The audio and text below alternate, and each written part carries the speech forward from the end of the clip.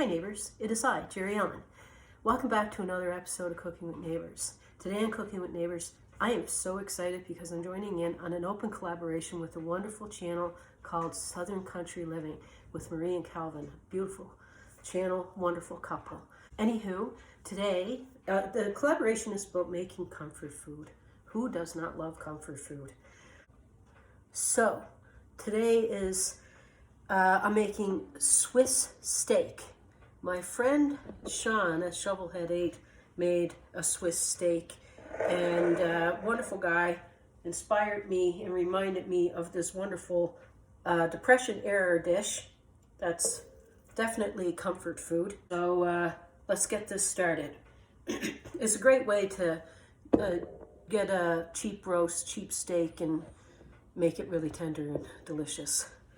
So this recipe is good for like 2 pounds, 1 kilogram of steaks.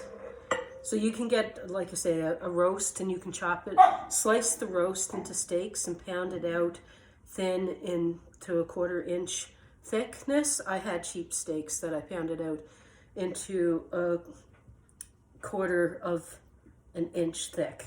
I used a meat tenderizer, the flat end, to pound these out.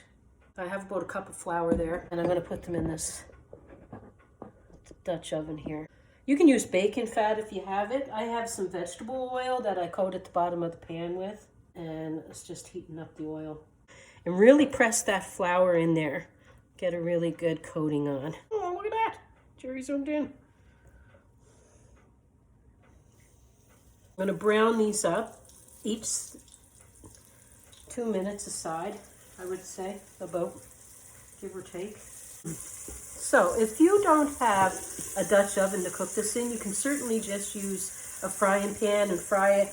Do everything, do all the steps that I'm going to be doing, and transfer it into a casserole dish. And we're going to finish it off in the oven. It's going to take some time in there. Anywho, yeah, so if you don't have a Dutch oven, you don't have to worry about not being able to do this, because you certainly can. Okay, so I removed my steaks and I have them set aside on a plate there. And now to this, there's some browning in the bottom of the pot, all kinds of flavor. I diced up 2 celery stalks and 2 medium carrots diced up.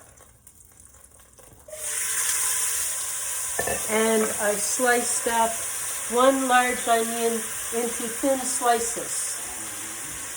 Add all that in there. So that's going to help deglaze the bottom of the pot. And it's also, I also want to get some of the sweetness drawn out of the vegetables here and saute them for like 2-3 minutes. Okay, I'm going to add a little bit of salt. Help draw out the liquids. Okay, so that's been sauteing for a couple minutes now. And now I'm going to add, this is like a tablespoon, a little more, a good tablespoon, 1.5 tablespoons of tomato paste. Cook the rawness off of that. My heat's on like a medium high. Or that I dredge this in. I'm going to sprinkle a little bit in, probably about a tablespoon's worth.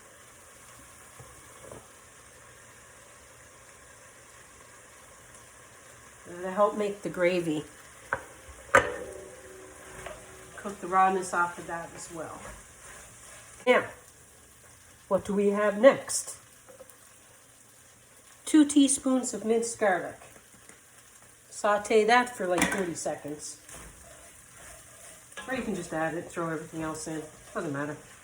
Now this is a 1/2 teaspoon of pepper, black pepper. 1.5 teaspoons of oregano. 1 teaspoon of smoked paprika, but you can use whatever paprika you want. I just want to use the smoked, but use whatever one you feel like. Okay. A good tablespoon of Worcestershire sauce, good old W sauce, and This is a cup and a quarter of beef broth.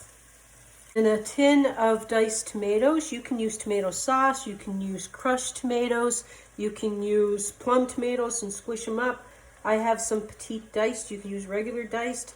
This is 540 mils, so about 19 ounces. Use what you have on hand. I have here a quarter of a cup of beef broth in case I want to make a slurry when this is all cooked. I'll make it with the beef broth to thicken it up if I feel it needs it. Or you could use water. So now my oven is preheated to 325, and I am going to nestle the steaks into the sauce. You want them submerged in there. And their juices that came off the plate there.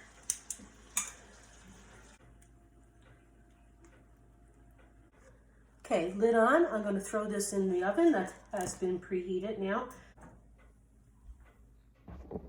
All right, neighbors. My steak was in the oven for a little more than 2 hours, so you can check it around the 2-hour mark to see if yours are tender enough. And because they might take 2.5 hours or longer, depending on how many steaks and how thick they are and whatnot. So let's show you this.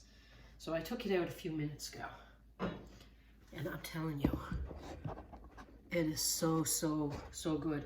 Now, that quarter of a cup of beef broth, this is thick enough for me. You can use that to thin it out, thicken it up, or not use it at all. So have some, let's plate this up. It's so tender. I'm telling you. Piece. Oh my. Now, if this is not comfort food, I do not know what is.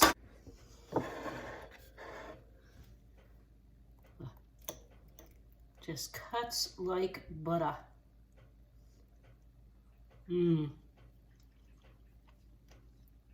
So delicious, so comforting. Well, neighbors, I hope that you consider subscribing. Like the video if you like this. Share it out with your friends.